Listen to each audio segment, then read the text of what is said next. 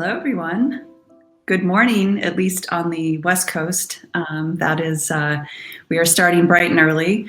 Thank you for tuning in to the second day of the Chicago conference and our first panel. I'm Monica Stevenson, and I am a gem dealer who frequently travels to East Africa. That's kind of where I tend to specialize.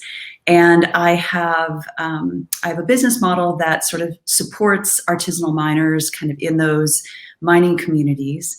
And a lot of my work centers around actually supporting women in the supply chain whenever possible.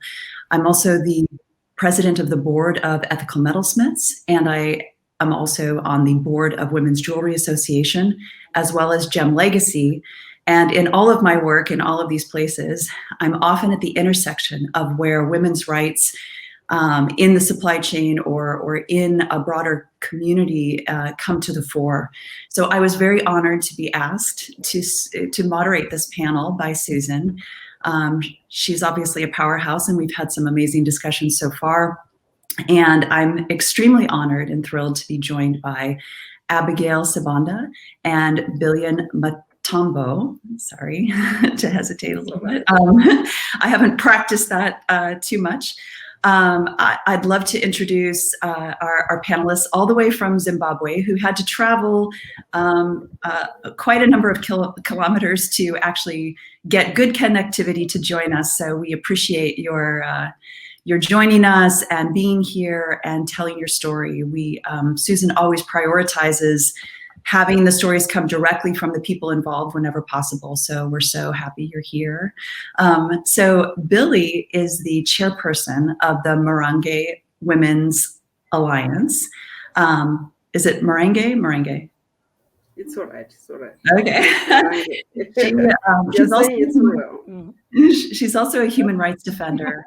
She's a paralegal, and she's a women's rights activist. She's also a comedian and the ever ready, the Energizer Bunny, as we discussed just a few minutes ago.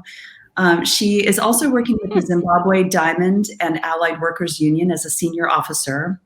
And she was born and raised in Marange, so she can speak to these issues. Abigail is the gender focal person for the Marange Women's Alliance, and she is a defender of women's rights. She holds many degrees in gender and policy and has extensive experiences in the community engagement for the last, I think, 6 years. I met her, she was at her role as a teacher of sociology at a secondary school, so she's also a teacher. And she is the vice chairperson of the Marange Development Trust and is from Marange. So happy to have you here and speaking to these issues from such a place of authority. And then finally, we have Susan Wheeler, who needs no introduction, I think, at this point. So she is going to tell us a little bit about the origins of the Marange Women's Alliance, how this came together and how she connected with them. So Susan, I'll let you take it away. Thank you so much. And thank you so much, Abigail and Billy, for being here and joining us as panelists, and Monica for waking up so early as a moderator. It's almost been a year since I hosted the Diamond Symposium, Human Rights and Diamonds. And during that symposium, we had Dewa Mavinga from Human Rights Watch and Kimberley Process Civil Society come in and help with speaking and arranging topics. And with that, we ended up, we knew that we had to feature Marange because of the complexities and the human rights abuses that have been going on for so long in that area. And so we had Human Rights Watch. Dewa interviewed Billy, was one of the women that he interviewed. And at the time, we blurred faces, we covered up names, and we were very careful for security. But following that, so much had happened, and we really tried to reach out to engage people in the diamond industry. It'd been a long time when the diamond industry was not really talking to the jewelry industries. The jewelry industry didn't really understand about a lot of the human rights abuses that were happening in diamonds currently. So Billy and I stayed in touch. And we started to have phone calls. We would keep in touch with Human Rights Watch. I've facilitated calls with like US State Department. We got on the phone with embassies, and we would have phone calls and talk to people about what was happening. And what really was discussed, a lot of it was that people needed to know their own human rights. So we started talking about the Constitution, the Zimbabwe Constitution, the UN standards for human rights in business, and sharing everything that I saw that came across the news around diamonds, I would share. And so this sort of sharing and knowledge sharing and communication seemed to be at the core of things.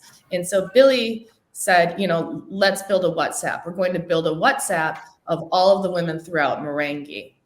And then we came in and had I was like, we need structure to this. This isn't my thing. So we had help in building structure of an organization, a mission statement, a vision statement, all of the things that were really bringing everybody together. Billy built the WhatsApp, which is now over 50 people strong. Billy and Abigail would know the numbers, and sharing the human rights on this group and discussing the Constitution. And then Billy has done training as well for how to report incidents that are human rights abuses on the WhatsApp. And so really building this alliance in strength, I think, has been able to have a really cohesive group that has safety in numbers, that has communication to the jewelry industry. So we were talking about building rights and sharing this within the Marange Women's Alliance, which we were. And then I think Abigail and Billy are going to talk about the events, because by this summer, all of a sudden we were thinking, okay, Billy thought we need to have an event. And so they whipped it together. And almost, I think in a matter of 3 weeks, the cleanup was planned and ready to go. And the cost of some of these events, if you've worked, overseas and putting these things together, it ends up being a lot because you need transportation. There are a lot of things that go into the event planning, into the costs that I don't know and foresee, but it was put together. And then I did a GoFundMe. And the GoFundMe was really great to see because it went out to the jewelry industry, and there was support from so many people immediately for this event and for the Marange Women's Alliance. And it's not just that it's financial support with the GoFundMe, it's awareness, it's people wanting, and it's like everybody was rooting, for the Marange Women's Alliance. And that sort of liaison and that sort of communication of what is happening, and to see that the jewelers really want to chip in, to be a part of this, to hear about the updates, was really, I think, a really important part of the event. Not just what happened on the ground and then the subsequent event, but it really opened up the avenues for voices to be heard and for communication. And what really strikes me about this story is that it is all about this kind of connection and communication. So over and over again, when I see progress on some we're obviously dealing with a lot of issues all over the world in the jewelry supply chain. But what I often see as the first step towards success is this idea of organizing and the idea of putting some structure around it. So I think Abigail will tell us more, but this is a community that's kind of scattered. Women don't always have access to technology, so like smartphones, things like that. And so the idea that you could actually link everyone who thinks that they're sort of like in isolation in their suffering, but actually to link them all is kind of like the first step. And I did ask in previous conversations, if there's no cost to the women to join, correct? They just have to have access to WhatsApp and they have to be a woman, and they have to just join the WhatsApp group, which I think is great. There's no fees. It's just solidarity. So. So I would love to hear from Abby about the challenges that are in this area that are this is impact in the community, particularly on women, that is primarily caused by the diamond mining in the region. So I'd love, Abigail, for you to kind of tell us a little bit more about the challenges the community is facing, why this is so important. Okay. Thank you so much, Monica. Thank you, everyone, for tuning in. I'm so excited to be part of this panel. As a member of Marange Women's Alliance, I am happy to be able to share my perceptions about what is going on in and around Marange as a diamond mining area, and most of all, talking about women's issues and what women are experiencing every day. So I would like to take this opportunity to use what came out from the cleanup campaign that we held on September 5th in a place called Tenda Marketplace. That's where women met, because it's a place of convergence for people from different villages. Here we stay in clusters. So every cluster will have a common place where they meet and do marketing, vending, and so forth. And this place here is also known for where the miners, the artisanal miners, also come and interact with the community. And the locals, they go there to buy and sell their wares. And as such, those activities, they come with the packages. Challenges arise for women. Pleasures also arise for women. But we are looking at it with a gender lens for a place that is a mining area, to say, what is it that is happening now in Marange, which was not happening then, which is upsetting the lives of women. So if I look at it now, the place where we were, is a random settlement, where people are just scattered all over. There are some small buildings, which here we call tuck shops. And these tuck shops, they are built by individuals who get maybe just a small piece of land to build, maybe from the traditional leadership. And previously, land was allocated by chiefs and headmen.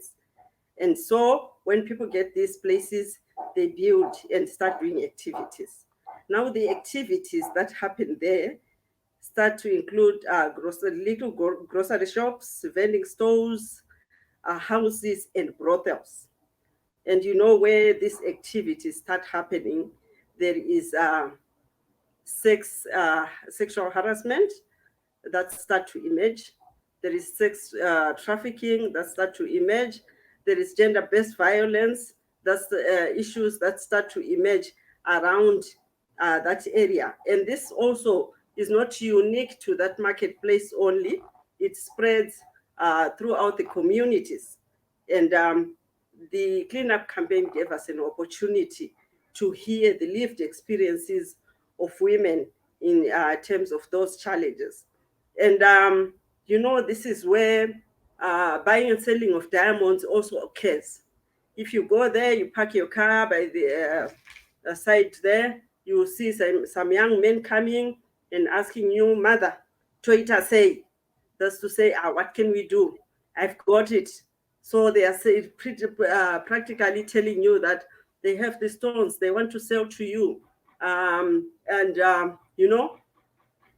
the event a reaction comes, the police come randomly, and you are in that area, whether you are doing the buying and selling, whether you are getting about your own business, going to the grocery shops, like what we said, or visiting a relative, because those activities are happening there, you are also rounded up.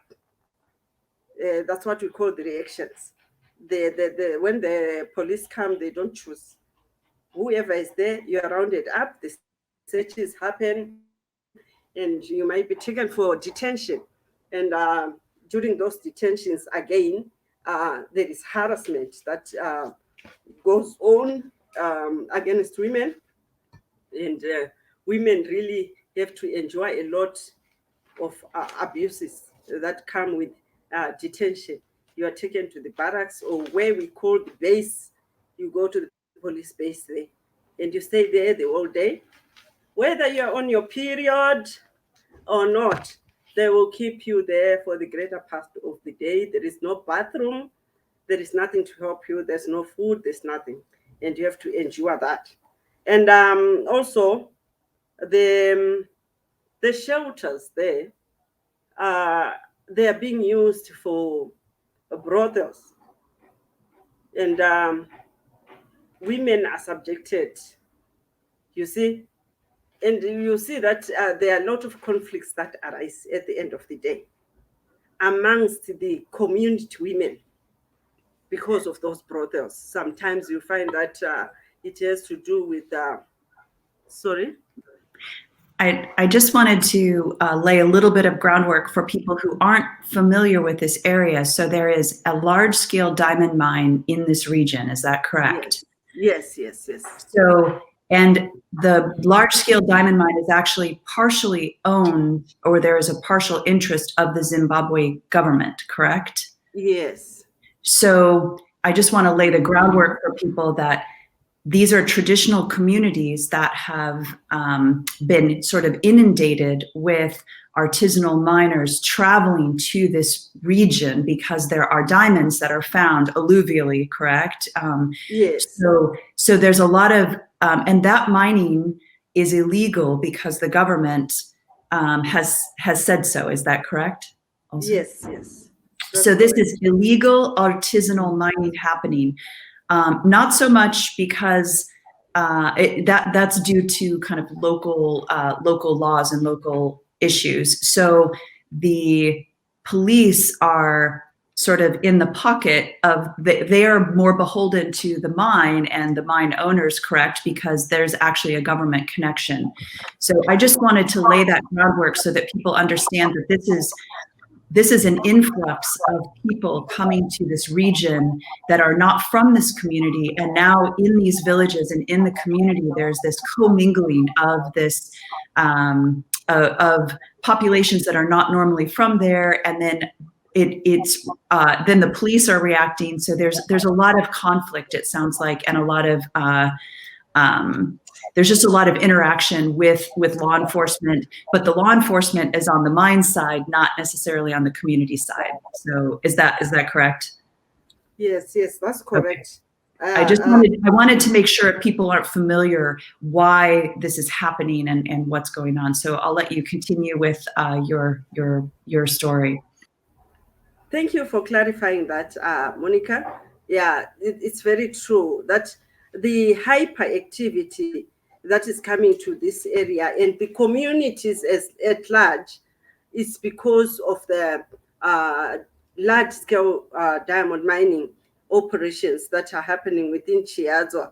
So it's like there is a diamond rush where the artisanal miners come to this place, and the historical setup of the community has since changed.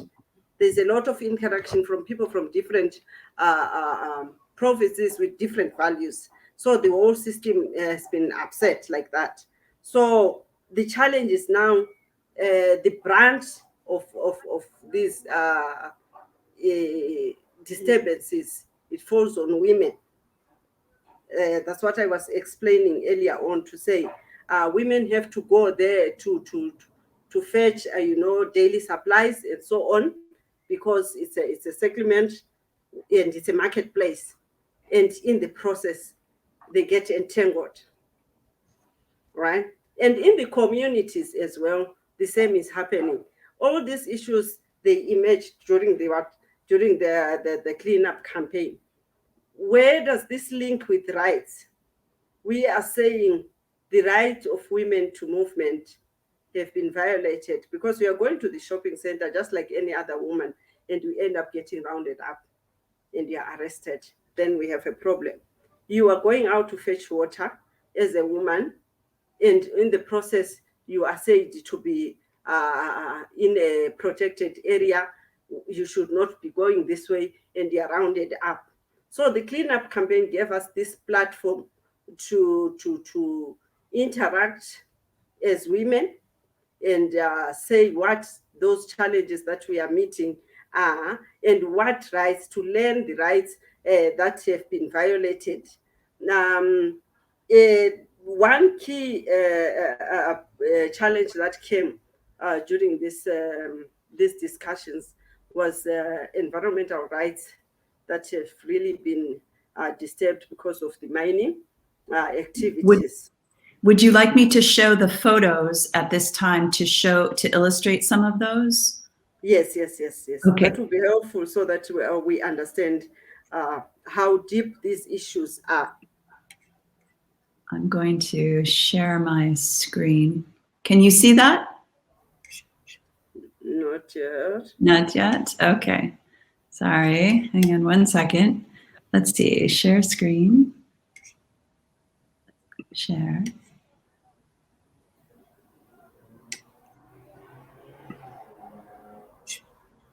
Can you see that? Not yet, Monica. Okay. No. All right. Hang on one second.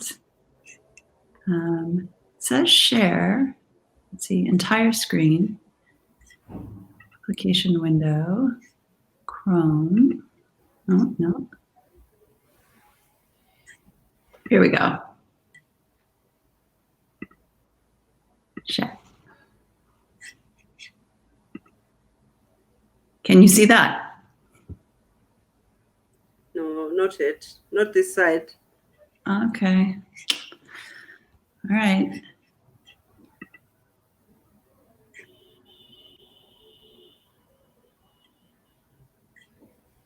It's coming. We can see that now. Okay, great. Yeah. This? Yes. Yep. Okay. Okay, great. So Yeah. here are some images. Maybe you can narrate for us what we're seeing, Abigail. Okay. What we have there is a disused pit. It's a cement pit that was left initially by Engine, a giant mining company that operated in Chiadzwa. You pick it up when Billy talks about it. And that disused infrastructure is a kind of a death trap. You see, if you look closely, there is a young boy that is playing there. During the rainy season, that pit will be full of water and it's not protected.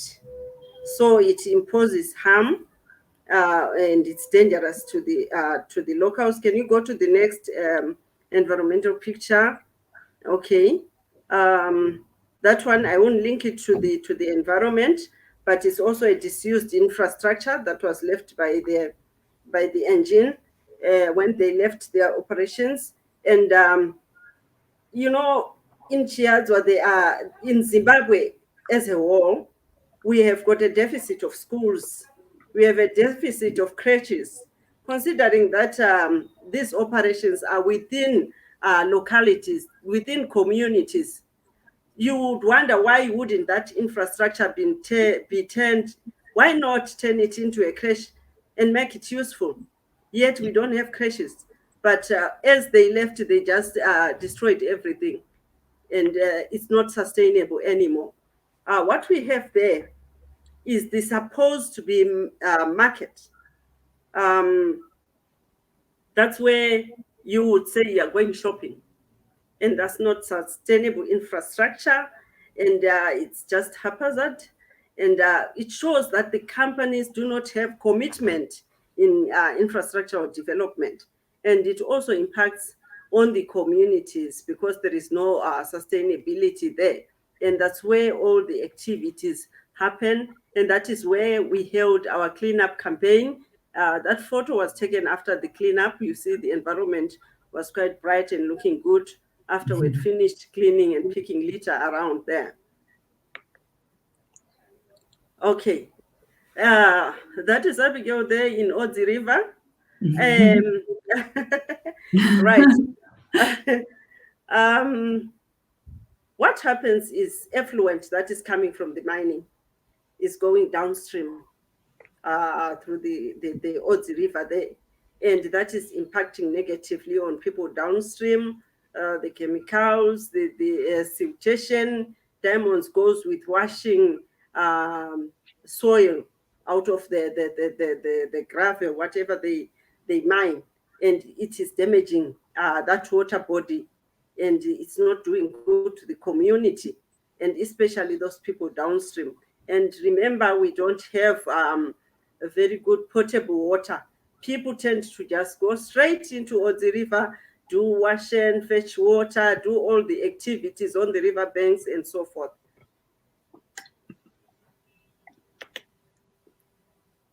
Oh, that one is a very sore sight. That one is a community water pump. If you hear Zimbabweans saying borehole, that's a borehole. That is supposed to service the community, but it has been left there because it is also within the concession. People have no access, and there hasn't been any replacement of similar boreholes, if any. So people have no access to potable water as such, and there is no commitment by the companies to kind of refurbish that infrastructure, the little that is there, so that people can have access to potable water. It's quite a cause of concern. You can see the gullies that are running alongside.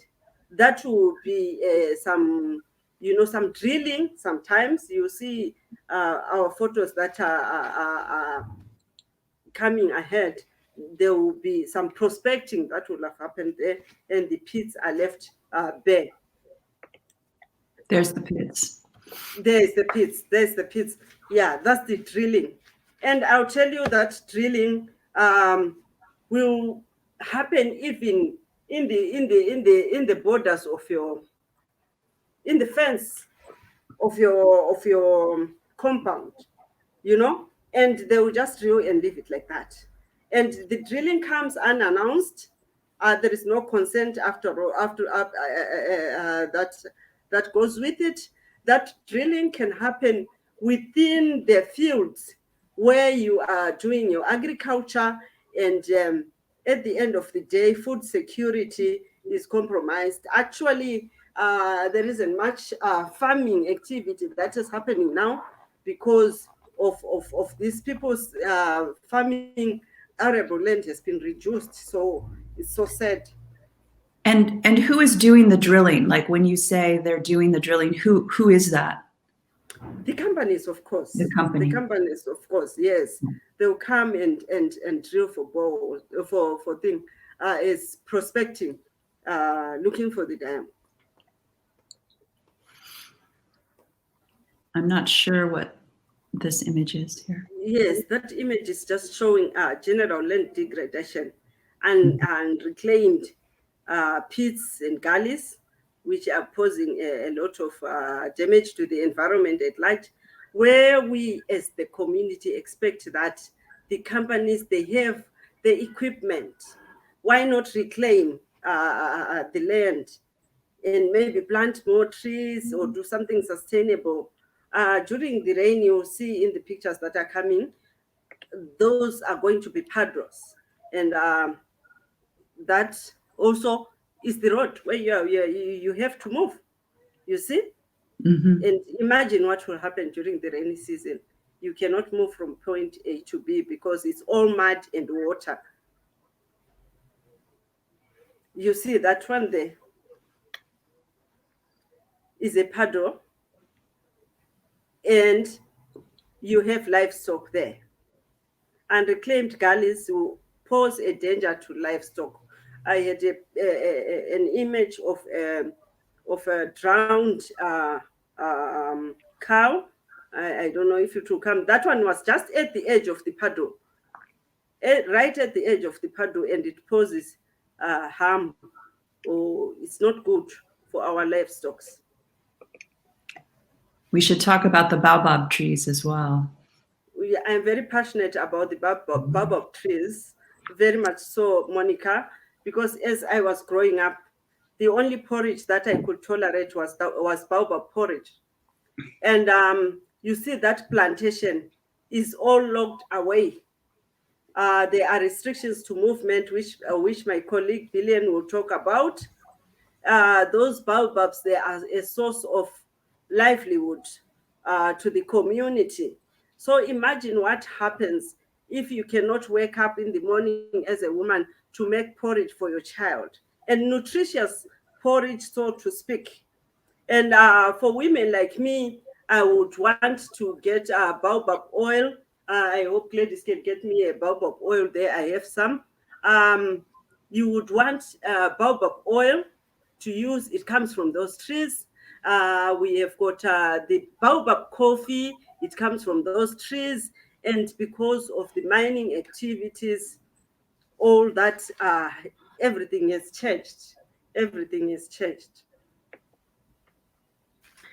So I'm going to get out of this now and stop sharing my screen.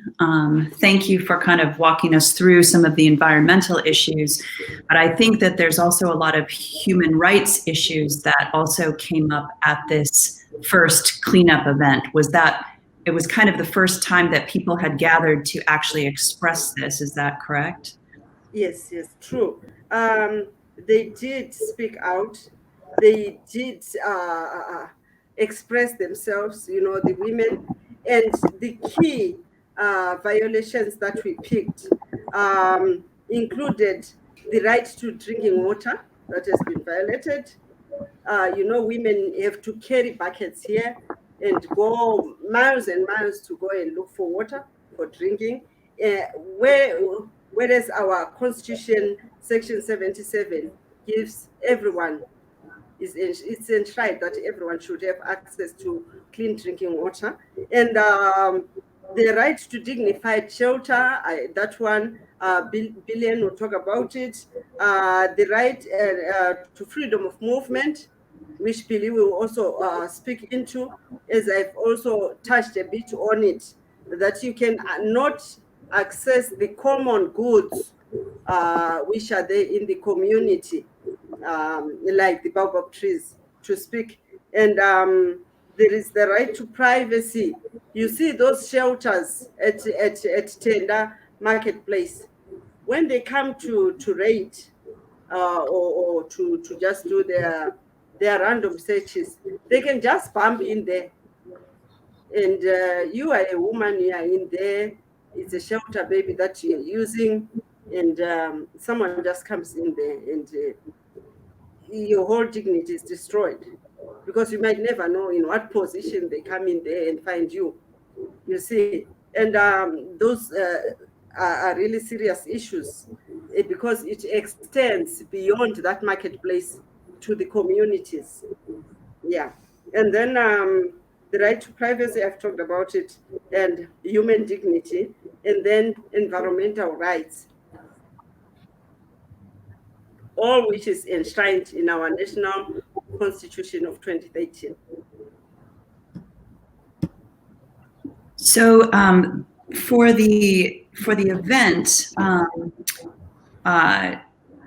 you were did you have to work with local police or local authorities? How hard was that to organize the actual event, the first cleanup event? Yeah. The laws here in Zimbabwe, you are expected to seek clearance from the police first before holding such an event, which we did. Initially, we were kind of disturbed by the lockdowns. It was in September, and we are still under level 4 lockdown. So we had to wait for 2 weeks until we got the restrictions lifted. And when the restrictions were lifted, we were granted permission by the Zimbabwe Republic Police to hold our event.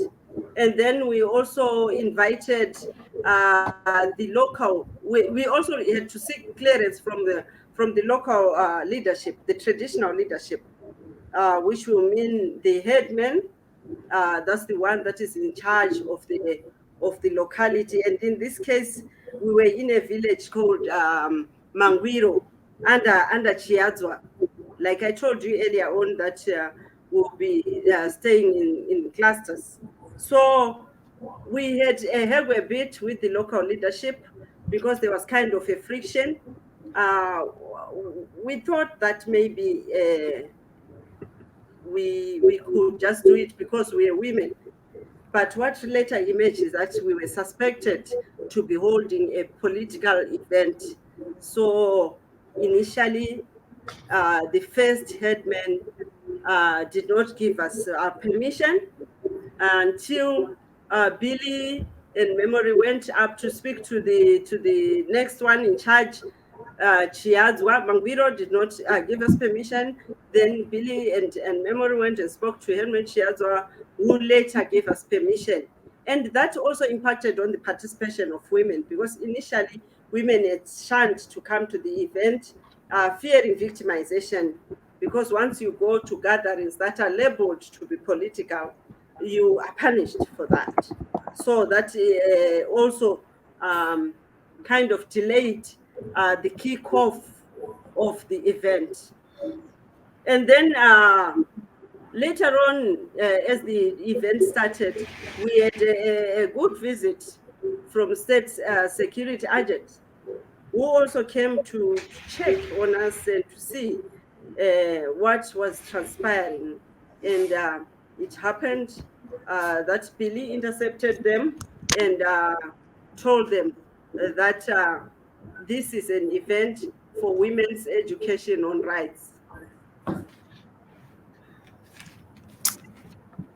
I can show some of the, sorry, I started to show from the events, so I will put those back up, and then Billy and Abigail can narrate those. So I'll put those back up again and let you all narrate it. Oh, yeah. All right, here we go again. Sorry about that.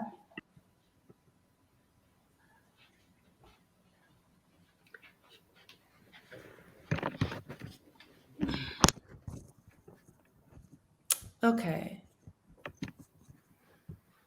Is everyone able to see that now? Yeah. Yeah. Okay. Yes, can see. All right, great. Here's the cleanup. Yeah. Thank you, Susan. Yeah, that's the cleanup. What the activities there? Like I said earlier on, that we got support from Responsible Jewelry Transformation. The support included buying those cleaning materials, the brooms.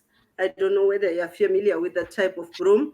The bags, the bean bags, the gloves, and so on.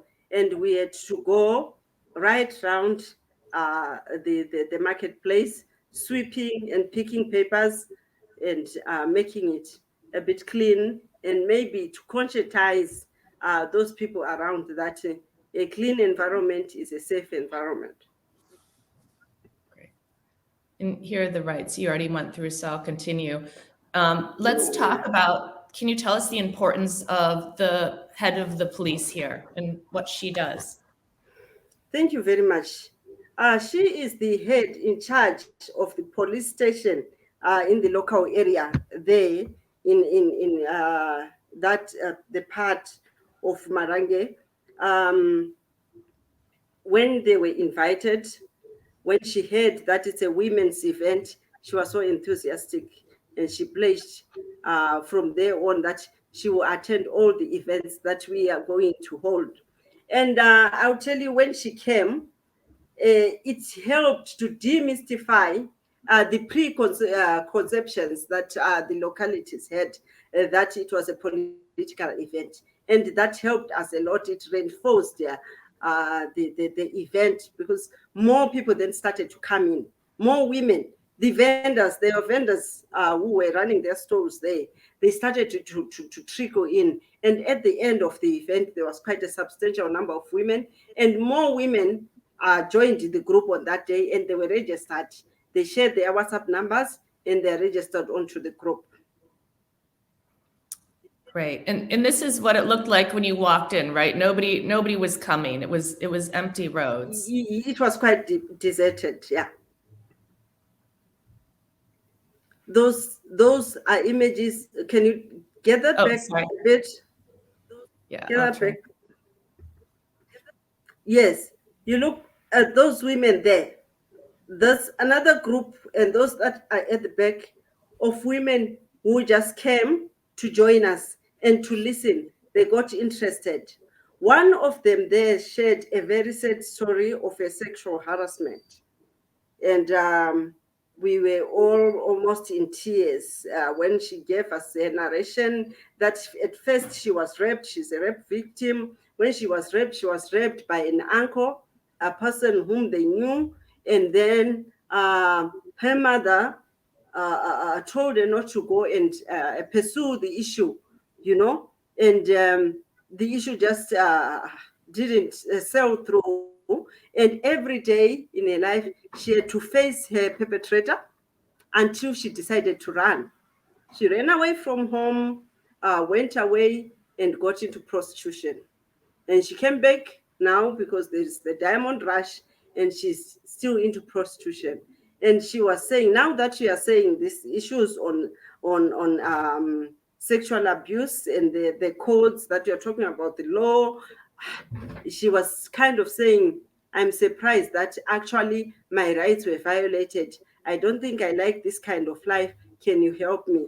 That's when we started to engage with her and speak with her and try to assist her to move on.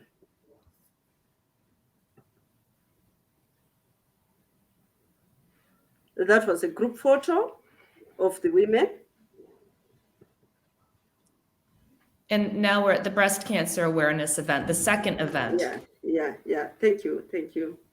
So I think Billy is going to tell us a little bit more about the second event. So the first event sounded very empowering, and now you're kind of building on your success. Billy, if you want to take it over.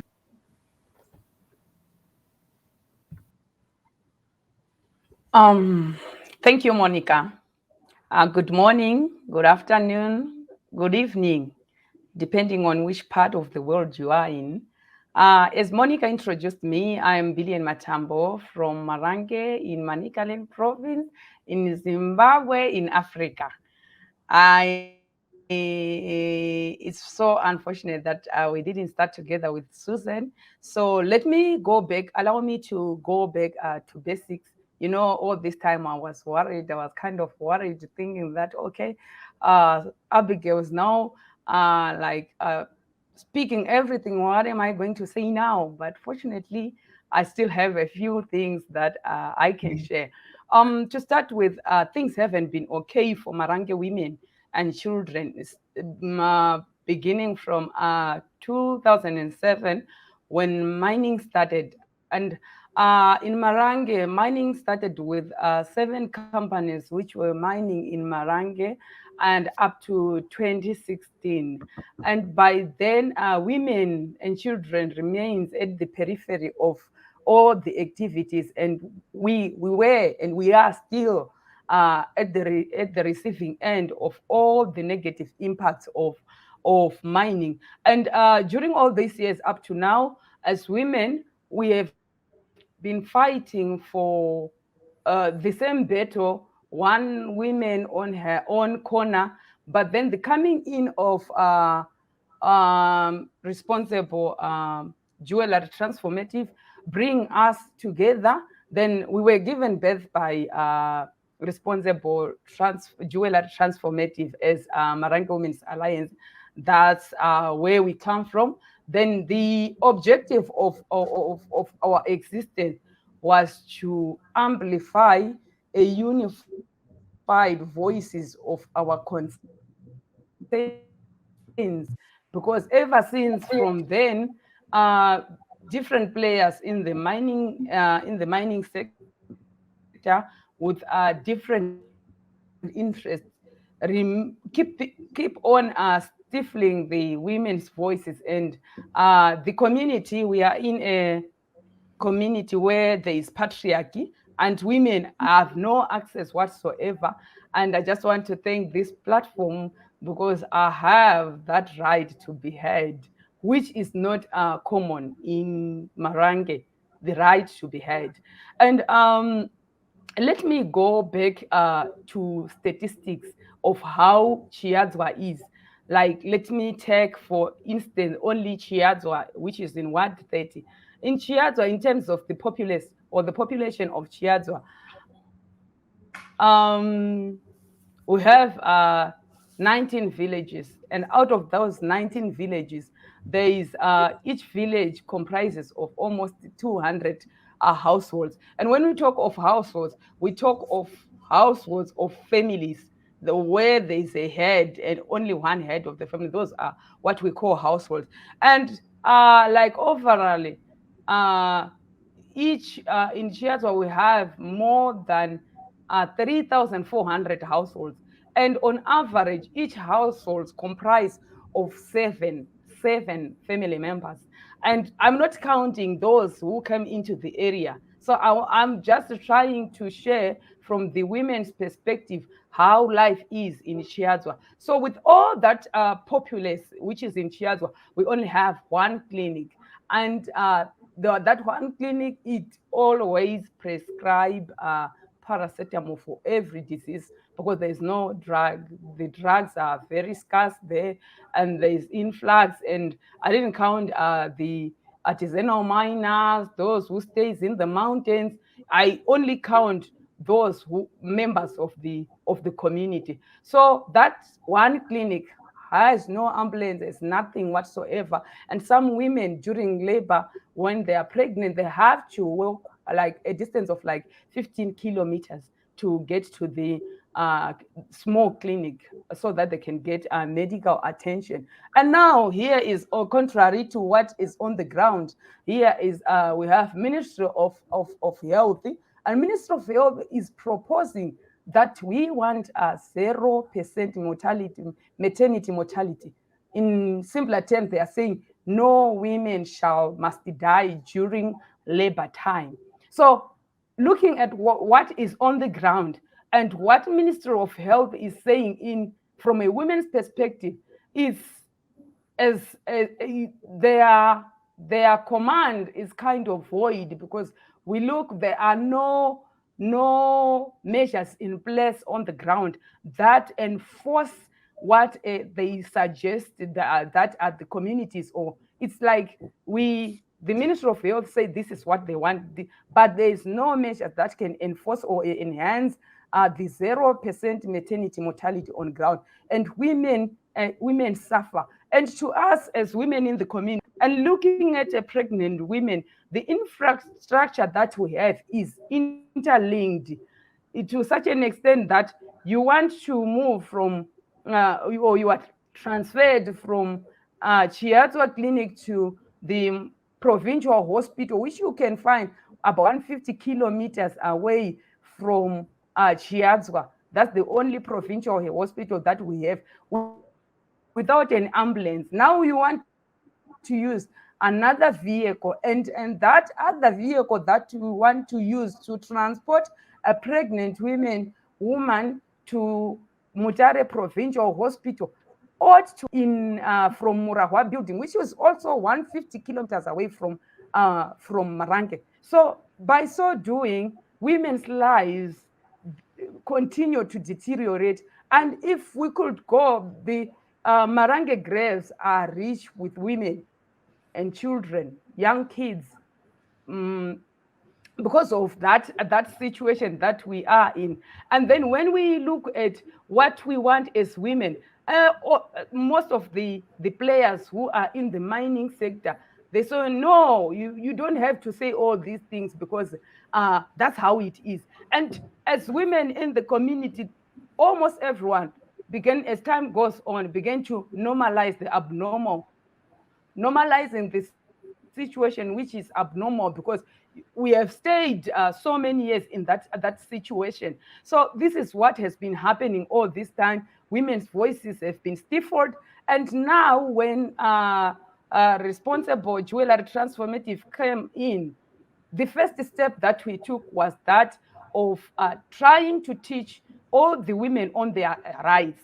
And they assisted on that because, as you know, that there are other sayings, the saying which goes like, my people perish because of lack of knowledge. And I always want to replicate this other philosopher who lived in the 20th century by the name of Albert Einstein. He once said, this world is not destroyed by the evil, but by those people who see evil happening and do nothing about it. So this is the scenario that we were in, because I can say we were in because I think we are coming out of it, because having our voice was the greatest achievement ever. Having our voice, as I am here, I feel so happy because I have that right to be heard, which we didn't have all these years. So because of that, most women shun away from reporting any cases that are happening within the mining sector. It's as if we have become an exact replica of Animal Farm, where we say all animals are equal, but some are more equal than others. Why am I saying that? Because when you look at what our constitution says, our 2013 constitution, in terms of women's rights, children's rights, they are there in black and white, but there's no one to enforce those constitutional rights to the people of Marange, to the women of Marange. As Abigail have been illustrating with those lies, you know, those environmental degradation have claimed more children lives in Marange than ever, because the mining are living everything like that. And then the women and children are at the receiving end. And the government is there, but it's doing nothing because it's protecting it. It's protecting the diamonds, only the diamonds, not the people, which become vice versa, which is important now. The resource of the people is important between the two. So in 20 Billy, I'd love to touch. We're kind of getting a little close to our end time. I just want to touch on the fact that you recently had a protest, and some of your community were actually arrested during this protest. So I just want to show the arc of, you've organized, you had a couple of events where you got community support, and now do you think that the arrests have had any effect, or are they, is it an indication that the local government is not as amenable to you organizing and meeting? I just wonder what's the status of the arrests and the recent protests?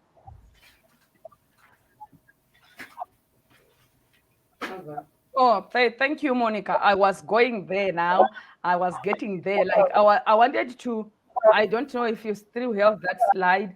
I wanted to link what the UN declaration says on indigenous people, linking it with the recent events of the Chiatwa people versus Anjin.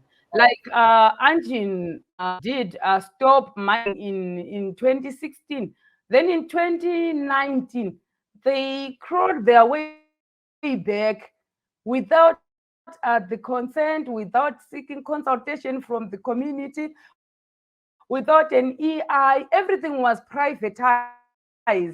But the people are at the receiving end now of the negative impacts of mining. Not only the people, let's look at the government itself. Anjin was one of the most companies with highest human rights violation previously. And it makes us wonder, how then does it get, did they get the license to come back when the community weren't even consulted, when there's no benefit sharing, when there's nothing. So when the people of the locals, when they try to behave, because demonstrating is our constitutional right. So you take your right, you exercise your right, you get arrested for exercising your constitutional right. So it becomes like the arrest is a weaponized way of stopping the community from speaking out, is a way of silencing the community.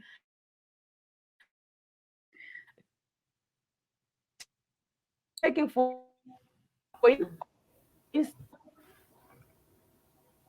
We're kind of losing you a little bit, Billy. Really there. I wanted to make sure that we, oh no, we lost our connection. I wanted to make sure that we are ending but on a given note. restriction order to stay 100 meters his own land where he said to be the custodian, and you are given the government which is supposed to be protecting the indigenous people is giving a restriction order to the village head. And as the village head got arrested and other local leaders, then imagine how women will be treated, putting into consideration the patriarchal culture that we are in. We live in the patriarchal culture whereby men are said to be those who are supposed to have the voices. But when their voices are silenced, you can imagine what a woman will do, because she has to follow her man or the husband and the whole everything. And instead of us trying to address the causes that caused the demonstrations, the government is there, or contrary, trying to silence the people, trying to silence the locals, which is so bad to us, because after being silenced, you go nowhere, you have nowhere to report to. Exactly. And you have nowhere to say, no, these guys need to be accountable. We have nowhere to say, like, we need to have benefit sharing. And in terms of women, we talk of that women must benefit to the 12 billion the 2023 vision. There's nothing, the ground is not level for that. And we can't expect it to benefit anything when we don't address these issues, and when you don't go to the drawing board to address what caused the demonstration. Because it's not like it's the first time whereby the communities try to demonstrate. In 2019, we did another demonstration, and it was between Chiazwa community and ZCDC. But still, the companies are still playing hide and seek with the people, and the women are always at the receiving end of negative impacts of mining. So I want to make sure that we go into how we can help you, because clearly the first step has been organizing and being able to communicate within your own community. But I want to make sure and emphasize that there is an entire jewelry community that cares about you, that cares about the women of Marange and your rights, and how do we support you. So we talked about a couple of ways, and engaging on social media is really valuable, because we can amplify your voices. I know that you're on Twitter, Billion, and CRJC, the Chicago conference, is on Twitter and Instagram. So I urge everyone here to actually follow these aliases on Twitter and Instagram, and follow along on these feeds, because as things happen, like this is how I was aware that there were the arrests, for instance, the recent protest against Anjan. So we need to further amplify these voices. Also, there's a lot of organizations and companies out there that represent the diamond industry. So things like World Diamond Council, RJC, Responsible Jewelry Council. We have these opportunities, the Natural Diamond Council. A lot of these organizations are out there talking about diamond issues, but no one is talking about this. And so we need to utilize our own networks and our own colleagues who might be in these organizations and companies, and make sure that we are making them aware and making sure that they understand kind of the full extent of the issues, including a lot of gender-based violence, and a lot of violations against children and women specifically in these communities. We need to make the world aware. And then a couple of times people have alluded to the fact that, you know, if women are arrested as part of this, or if they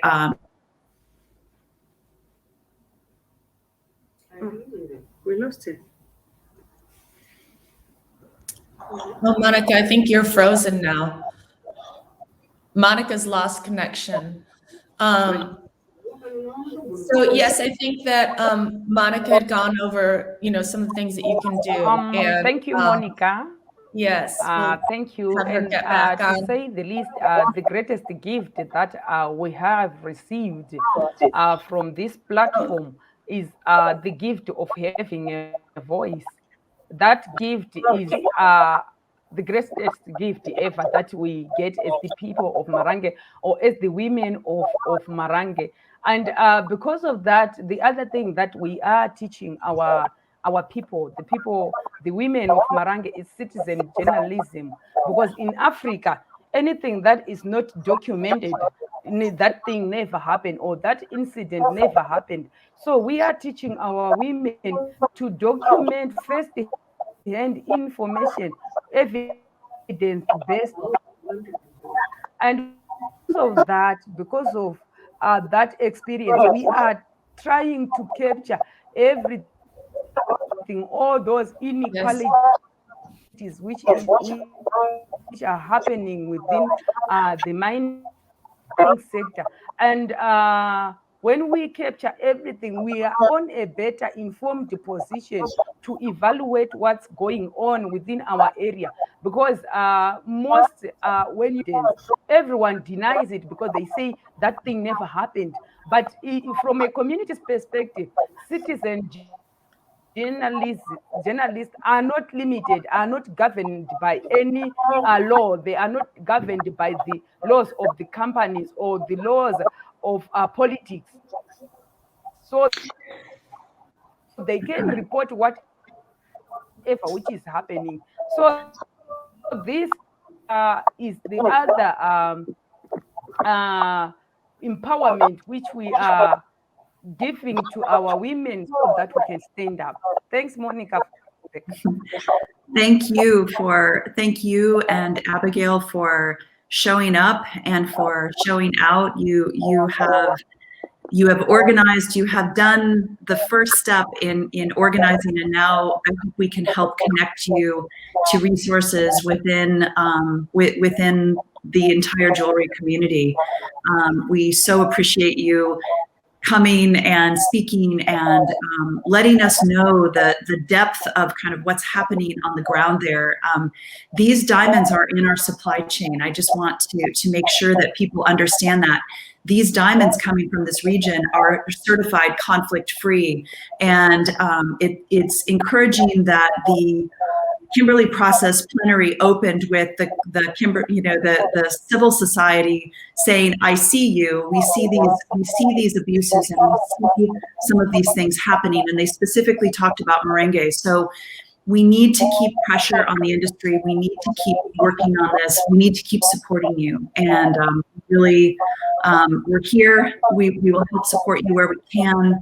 And thank you for coming, for speaking, and we'll be here. We are here with you.